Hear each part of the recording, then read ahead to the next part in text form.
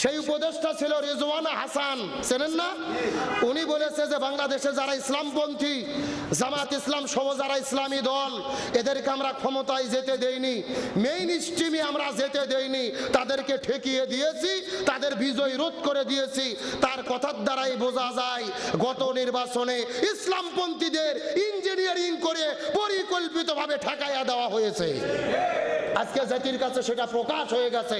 আমার মনে বলে রিজওয়ানা হাসান সহ যারা যারা এর সঙ্গে জড়িত, 24-এর অভ্যুত্থানের পরে যারা গাদ্দারি করে ইসলামের জোয়ারকে বন্ধ করে দিতে ষড়যন্ত্র করলো, এদের গ্রেপ্তার করে জবাবদিহিতার আওতায় আনা দরকার। কারণ যারা ষড়যন্ত্র করেছে, 2000 ছাত্র জনতার জীবনের সঙ্গে গাদ্দারি করেছে, জুলের সঙ্গে গাদ্দারি করেছে, ইসলামের উত্থানকে রোধ করে দিতে চেয়েছে। বলতে চাই, তোমরা যতই ষড়যন্ত্র করুক, করো না কেন, আজ হোক কাল হোক, এই বাংলার জমিনে কোরআনের বিজয় হবেই হবে ইনশাআল্লাহ। এখন কোরআনের বিজয় না হওয়া থেকে আপনাদের মন খারাপ না? আমাদের কাজ হলো চেষ্টা করা। ইসলামী দল করলে কোনো বিপদ নাই। আমাদের বগুড়ায় একটা কথা আছে, হাতি মরলেও লাখ, বাঁচলেও লাখ। আমরা যদি চেষ্টা করে বিজয় করে ফেললাম আলহামদুলিল্লাহ, কিন্তু বিজয় যদি না করতে পারি, চেষ্টা করে করে মরে যাব, এর বিনিময়ে জান্নাত দেবে কে? আরে ভাই, আমাদের আসল পুরস্কার তো আখিরাতে। কথা কর না কে? আমরা কি শুধু দুনিয়া পাওয়ার চেষ্টা করি নাকি? আমাদের আসল পুরস্কার কোথায়? আখিরাতে জান্নাত। শেষ কথা বোঝেন, আমরা হলাম দিন কায়েমের কিষেন। কিষেন বোঝেন না? শ্রমিক, কর্মচারী। আমাদের সবাইকে মিলে যদি 5 বিঘে জমি ধান লাগানো কেউ চুকে দেয়, 10,000 টাকা দিয়ে আমরা 5 বিঘে জমি ধান লাগানো চুকে নিলাম, মানে চুক্তি করলাম। আমরা সবাই মিলে ধান লাগাইছি, সন্ধ্যার আগে ধান লাগানো শেষ, টাকা কয় হাজার পাবো? আরো জোরে বলেন। কিন্তু ধান লাগানোর কিছুক্ষণ পরে যে গরু যদি ধান খায়, বন্যা এসে ধান চলে যায়, গারস্থ আমাদের টাকা দেবে কে দেবে না? গারস্থ টাকা দিতে বাধ্য। আমাদের দায়িত্ব ছিল ধান লাগানো। তে আমাদের দায়িত্ব এই বাংলাদেশে কোরআন বিজয়ের চেষ্টা চালানো। বিজয় হবে কিনা এই দায়িত্ব হলো আল্লাহর। আমরা চেষ্টা করতে করতে মরে যাব, এর বিনিময়ে আল্লাহ আমাদের জান্নাত দেবে ইনশাআল্লাহ। সুতরাং এই বাংলার জমিনে কোরআন বিজয়ের কাজ করতে আমরা রাজি আছি তো ইনশাআল্লাহ। তাহলে আসুন আজকের আলোচনা থেকে আমরা সিদ্ধান্ত নেব, কোরআনের হক কয়টা? আরো জোরে বলেন। আর রাসূল বলেছেন, এই 4টে হক যারা আদায় করবে, এই কোরআন তাদেরকে সুপারিশ করে জান্নাতে নিয়ে যাবে। সুবহানাল্লাহ বলেন।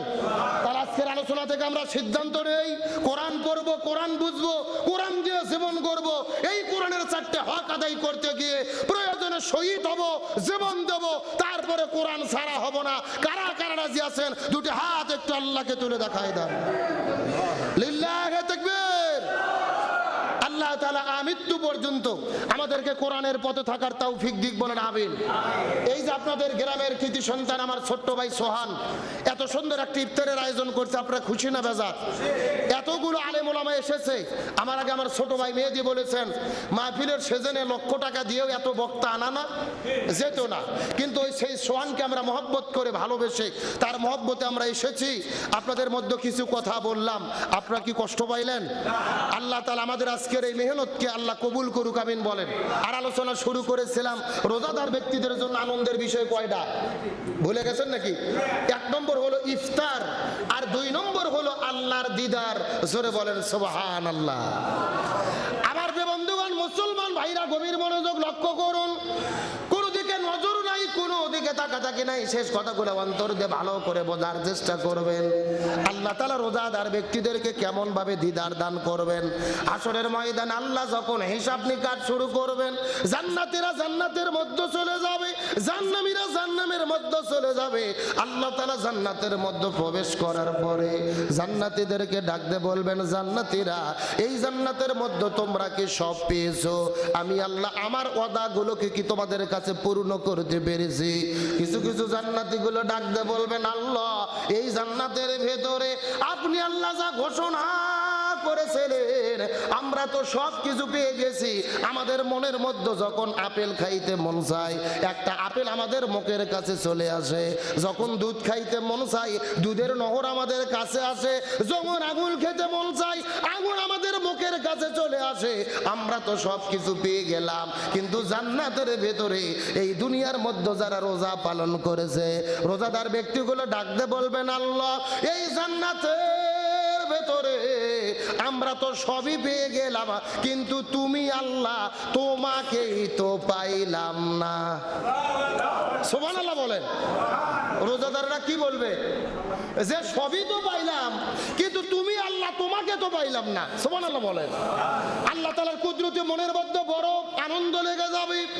আল্লাহ তাআলা ফেরেশতাদেরকে ডাকতে বলবেন, ফেরেশতারা এই জান্নাতি ব্যক্তিগুলো কিন্তু খুবই গুরুত্বপূর্ণ প্রশ্ন করেছে, বরং জান্নাতের ভেতরে বিশাল একটা সমাবেশ করো, সুন্দর করে একটা মঞ্চ তৈরি করো। এই মঞ্চের ভেতরে একটা সমাবেশ হবে, এই সমাবেশের ভেতরে আমি আল্লাহ হব প্রধান অতিথি, আর শ্রোতা হিসেবে শুধুমাত্র রোজাদারদেরকে তোমরা উপস্থিত করাও। আল্লাহ তাআলা জান্নাতের মধ্যে একটা সমাবেশ করবে, এই সমাবেশের প্রধান অতিথি হবে কে? আর শ্রোতা হিসেবে কারা থাকবে? সব জান্নাতি না, কিন্তু ভালো করে বুঝেন হাদিসটা, সব জান্নাতি ওই সমাবেশে যাবার চান্স পাবে না, শুধুমাত্র যারা রোজাদার। সুবহানাল্লাহ বলে। আমার বন্ধুগণ, মুসলমান ভাইরা গভীর মনোযোগ লক্ষ্য করুন। আল্লাহ তাআলা জান্নাতের মধ্যে স্পেশাল একটা সমাবেশ করবেন, ওই সমাবেশের মধ্যে প্রধান অতিথি হবেন আল্লাহ, আর রোজাদার ব্যক্তিদেরকে আল্লাহ তাআলা সমাবেশের মধ্যে রেডি করবেন। তখন ফেরেশতারা ডাক দিয়ে বলবেন, এ রোজাদারেরা, এই দুনিয়ার মধ্যে তোমরা 13-14 ঘন্টা পর্যন্ত রোজা রেখেছো, তোমাদের ঘরের মধ্যে হালাল খাবার ছিল, কিন্তু আল্লাহর হুকুম পালন করে খাবার খাও নাই। তোমাদের হালাল বিবি ছিল, আল্লাহর ভয়ে বিবিকে ব্যবহার করো নাই, শুধুমাত্র আল্লাহর সন্তুষ্টির জন্য 14 ঘন্টা রোজা পালন করলে না দেখা আল্লাহকে বিশ্বাস করে। সুতরাং আল্লাহ তাআলা তোমাদের জন্য সমাবেশের আয়োজন করেছে, ওই সমাবেশের ভেতরে আল্লাহ তাআলা প্রধান অতিথি হয়ে যখন ওই মঞ্চের মধ্যে দাঁড়িয়ে যাবেন, আল্লাহ তাআলা মঞ্চের উপরে দাঁড়ানোর পরে তার সমস্ত নূরের পর্দাগুলোকে খুলে ফেলবেন।